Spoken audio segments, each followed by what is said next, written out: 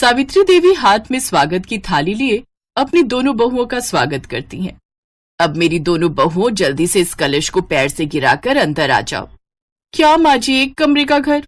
आपको पता नहीं है मैं कितने अमीर घर से हूँ और मेरे माँ बाप ने कितना दहेज दिया है। अब मैं ये सारा सामान कहाँ रखूंगी? क्या फर्क पड़ता है देवरानी जी, ससुराल चाहे एक कमरे का हो या 4 कमरों का, रहना तो हम सबको एक साथ मिलकर ही है ना। ओफ, इन गरीब लोगों को कैसे समझ आएगा जिन्होंने पूरी जिंदगी एक कमरे में ही बिता दी हो। खैर रोहन, तुम बेड को कहीं एडजस्ट कर दो, बाकी सब सामान मेरे घर लौटा दो। जब हम बड़ा घर ले लेंगे तब उस सामान को ले लेंगे। सावित्री की छोटी बहू अंकिता उस बेड को एक जगह रखवा लेती है, फिर आराम से उस बेड पर अपने पति के साथ लेट जाती है। तो वहीं दूसरी ओर बड़ी बहू रेखा अपने पति और सास के साथ जमीन पर चटाई बिछाकर लेट जाती है।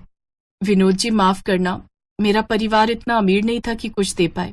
तो मैं कौन सा अमीर हूँ रेखा, और मुझे सब कुछ अपनी मेहनत से कमाना है, ना कि ससुराल वालों से कुछ लेना है।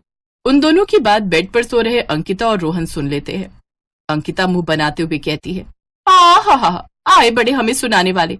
भूलो मत जेठ जी कि आप बेरोजगार हो, इसलिए बड़े होकर भी जमीन पर सो रहे हो। अरे छोटी बहू, तू क्यों गुस्सा होती है, वो तो बस ऐसे ही बोल रहा था। रहने दो माँ, मैं सब जानता हूँ भैया का क्या मतलब था।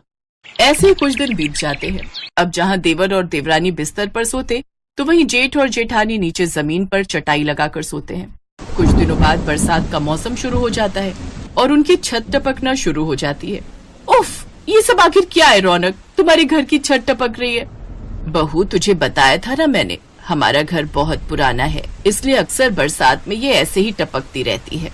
माँ जी, मेरी तरफ की चटाई भी गीली हो गई, ऐसे में ठीक से सो नहीं पाएंगे। बहू, तू मेरी तरफ आकर सो जा, इस तरफ सूखा है। वाह माँ जी, अपनी गरीब बहू पर बड़ा प्यार आ रहा है और अमीर बहू से इतनी नफरत, जबकि हम सब एक ही कमरे में रहते हैं, फिर भी इतनी नफरत। तुम बेड पर सोई हो इसलिए कह रही हूँ इसे छोटी बहू। ठीक है, सुनो जी, कल सुबह होते ही तुम अपनी तरफ की छत और दीवार पक्की करवा लेना। जैसे तैसे वो लोग सो जाते हैं, लेकिन अगली सुबह अंकिता अपनी तरफ की दीवार और छत ठीक करवा लेती है, साथ ही उसमें रंग भी करवा देती है। छोटी बहू, अगर तू काम करवा ही रही थी तो पूरी छत की मरम्मत करवा लेती। पैसे कोई पेड़ पर नहीं उगते, मेरा पति सारा दिन मेहनत करे और मैं उनके पैसे तुम लोगों पर बहा दूं। रहने दीजिए माँ जी, आप इसे कुछ मत बोला करो। देवरानी जी की बातों से साफ साफ पता चलता है कि इसे हम गरीबों से सख्त नफरत है। अगले दिन फिर से बारिश शुरू हो गई और रात में अंकिता तो आराम से बिस्तर पर सोई, लेकिन गरीब जेठानी की तरफ छत टपकने की वजह से वो ठीक से सो नहीं पाई। सुनिए जी, छत टपकने के कारण ज्यादा पानी हमारी तरफ आ रहा है, ऐसे तो हम सो नहीं पाएंगे। तुम चिंता मत करो, मैं कल कोई जुगाड़ करता हूँ। अगली सुबह अंकिता अपनी गरीब जेठानी का मजाक उड़ाती है। गरीब जेठानी जी, लगता है आप ज्यादा ही दुखी हैं, आंखें कैसी लाल हो रखी हैं, लगता है सारी रात सो नहीं पाई। वैसे कल रात मैं भी ठीक से सो नहीं पाई, वो क्या है ना, गर्मी ज्यादा लग रही थी। खैर कोई नहीं, मुझे तो एक फोन घुमाना है, फिर मेरे माँ बाप एक इशारे पर मेरे लिए एसी भिजवा देंगे।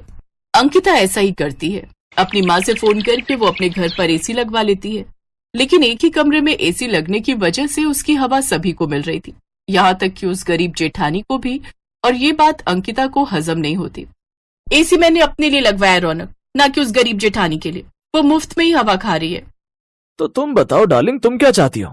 कुछ पर्दे ले आओ और उसे कमरे के बीच में लगा दो, ताकि एसी की हवा उस तरफ ना जा पाए। अंकिता अपनी गरीब जेठानी से इस हद तक नफरत करती थी कि वो उसे एसी की हवा भी लगने देना नहीं चाहती थी। गरीब बहू सारा दिन काम करती, लेकिन फिर रात को वो गर्मी या बारिश की वजह से ठीक से सो नहीं पाती। रौनक, तुम आज ही जाकर मिस्त्री पकड़ कर ले आओ, मैं अपनी तरफ का हिस्सा ऊंचा करवा लूंगी। इस गरीब की वजह से हमें भी ये पानी की किचकिच झेलना पड़ता है और फिर बारिश का गंदा पानी मेरी तरफ जमा हो जाता है। बहू, किसी गरीब को इतना सताना भी ठीक नहीं है। आप तो चुप ही रहिए माँ जी। अच्छा रौनक, आज ना मेरा समोसे खाने का बड़ा मन कर रहा है, तुम बाहर से हम दोनों के लिए ले आओ ना। हाँ, मैं अभी ले आता हूँ। फिर शाम को तेज बारिश होती है, जिससे घर में पानी भर जाता है। उधर चूल्हा गीला होने के कारण गरीब बहू खाना नहीं बना पाती और उन तीनों को भूखा ही सोना पड़ता है। ये देख देवरानी कहती है, गरीब लोगों के साथ ऐसा ही होता है। अब बस भी कर छोटी बहू, तू अमीर है इसका मतलब ये नहीं हमारी बार बार बेइज्जती करेगी। ऐसे ही दिन बीतते हैं। एक रोज रौनक ऑफिस से घर लौट रहा था तो गड्ढे में उसका पैर फंस जाता है। जिस वजह से उसके पैर में काफी चोट आ जाती है और अब वो बिस्तर पकड़ लेता है और अब वो नौकरी पर भी नहीं जा पाता। अंकिता को पैसों की कमी होने लगती है और वो अपनी माँ को फोन करके हेल्प मांगती है। माँ देख लो, अगर कुछ हेल्प हो जाए। बेटी, मैंने तो तुझे पहले ही उस गरीब से शादी करने के लिए मना किया था, लेकिन तू ही नहीं मानी। लेकिन इन सब के बावजूद भी हमने तेरी बहुत मदद की, लेकिन अब और नहीं कर सकते।